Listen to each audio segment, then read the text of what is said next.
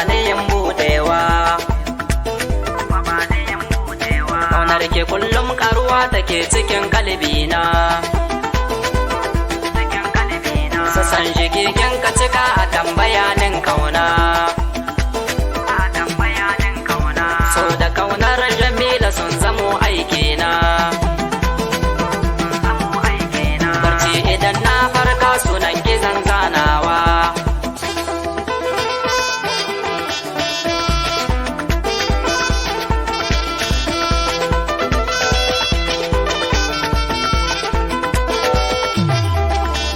Ke mallakan kalbinki zo taho yar baba. Ki zo da zancen kauna zuciya ka karba. Son ki ya zo ba zato rashin ki ban saba ba. Ni dai cikar burina ki zama uwar ƴaƴana. Kaunar ki ta cika kalbi auren ki ne jarina.